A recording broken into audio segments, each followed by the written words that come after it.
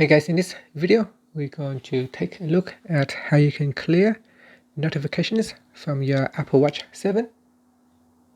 Okay, so from my watch face screen, what you can do is swipe down at the top, and in here you will be able to view all your notifications.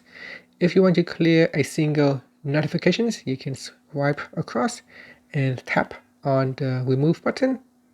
Or if you want to clear all, you can tap on the clear all button at the top here, and this will basically clear all the notifications from your Apple Watch. So you can go down the list here, you can see there's quite a few notifications. You can also use the crown button to move up or down, so you can go down or go up to view all the notifications.